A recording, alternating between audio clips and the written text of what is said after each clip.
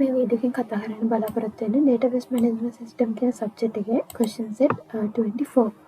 ඉතින් අපි බලමු question set 24 යටතේ අපිට කරන්න තියෙන මොනවද කියලා. ඉස්සෙල්ලා අපිට කරන්න තියෙන්නේ details හොයන්න තියෙන students ලාගේ science subject එකට lowest marks ගත්ත සහ මේක දීලා තියෙනවා second term එකේ science subject එකට ගත්ත කියන අපිට දීලා තියෙනවා ක්ලාස් එක ටැග් කරන්න කියලා. එතකොට අපිට ඩීටේල්ස් වලට ක්ලාස් එක ජොයින් කරන්න වෙනවා. අපි බලමු කොහොමද ලියාගන්නේ කියලා.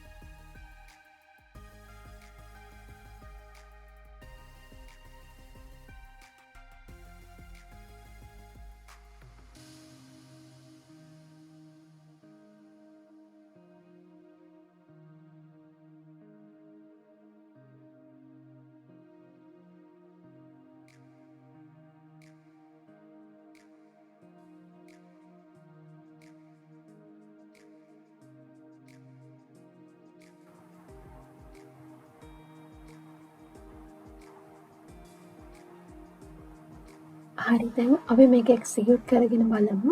එක්සිකියුට් කරලා අතර පස්සේ ඔයාලට පේනවා මේ විදිහට අපිට රිසල්ට් එක එනවා.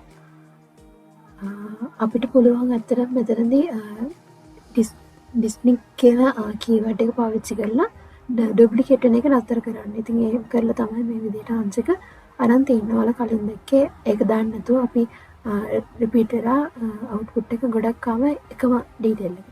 හරි අපි ඊළඟට බලමු ඊළඟ ක්වෙස්චන් එකේ මොකද කරන්න තියෙන්නේ කියලා. ඊළඟට අපිට කරන්න තියෙන්නේ arrange කරන්න තියෙනවා marks all students ලා මෙන්න මේ date එකට science subject එකට ගත්ත marks ටික. අපිට මෙතනට ගන්න වෙන order by කියන keyword එක සහ inner join වලින් අපිට tables කීපයක් සම්බන්ධ කරන්න වෙනවා. අපි බලමු මේක කොහොමද අපි කරගන්නේ කියලා.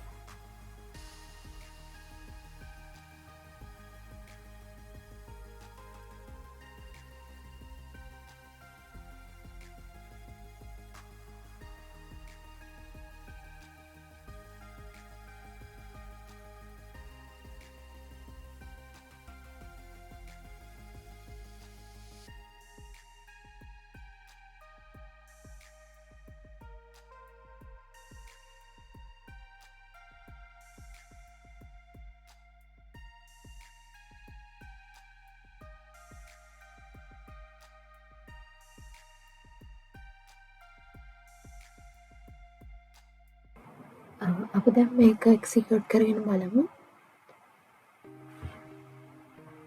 එක්සිකියුට් කරගත්තට පස්සේ ඔයාලට පේනවා ඇති මෙතන ඕඩර් එකක් විදිහට මාක්ස් ටික සිලෙක්ට් කරලා තියෙනවා. මෙතන අඩු මාක් එකකින් ඉඳන් වැඩි මාක් එකකට තමයි අවුට්පුට් එක ඇවිල්ලා තියෙන්නේ. ඉතින් මේක තියෙන ජොයින් තමයි පාවිච්චි කරලා තියෙන සබ් ක්වෙරිස් පාවිච්චි කරලා නැහැ අපි. මේක අපිට ජොයින් ක්වෙරිස් විතරක් පාවිච්චි කරලා ලියාගන්න පුළුවන් වුණා. හරි අපි ඊට පස්සේ බලමු ඊළඟ ක්වෙස්චන් එකේ මොකද්ද කරන්න තියෙන්නේ කියලා. ඊළඟ ක්වෙස්චන් එකේදී අපිට කරන්න තියෙන්නේ හොයන්න තියෙන්නේ ස්ටුඩන්ට්ස් ලාගේ ඉන්ෆර්මේෂන් 40ත් 80ත් අතර මාර්ක්ස් ගත්ත සබ්ජෙක්ට් එක මැතමැටික්ස් සහ ඩේට් එක මෙතන අපිට දීලා තියෙනවා. ඉතින් මේකෙදිත් මට හිතෙන විදිහට අපිට පාවිච්චි කරන්න වෙන්නේ ජොයින් ක්වෙරිස් පාවිච්චි කරලා පුළුවන් අපිට මේ ක්වෙරි එක ලියාගන්න. ඉතින් අපි බලමු ජොයින් ක්වරිස් පාවිච්චි කරලා මේක ලියාගන්න කොහොමද කියලා. මෙතනදී between සහ between කියන කීවර්ඩ් එක පාවිච්චි වෙනවා. අපි බලමු කොහොමද මේක ලියාගන්නේ කියලා.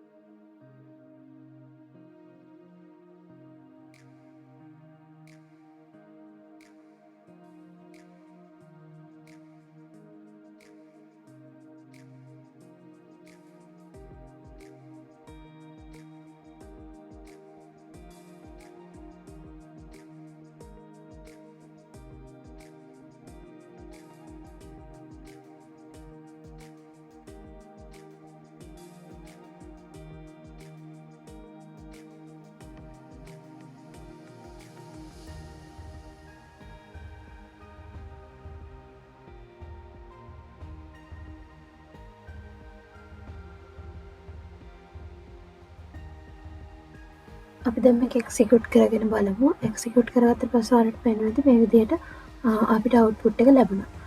ඉතින් අපිට බලමු ලාස්ට් රික්වයර්මන්ට් එකේ මොකද කරන්න තියෙන්නේ කියලා. අපිට කරන්න තියෙන්නේ අපි ඒ උඩ ගත්ත අවුට්පුට් එක arrange කරන්න තියෙනවා descending order එකට. ඉතින් අපිට මේකට දාන්න තියෙන පොඩි දෙයයි අපි ඒ කුවර එකම change කරගත්තා නම් හරි. අපිට මේකට දාන්න තියෙන්නේ order by descendant කියන keyword එක.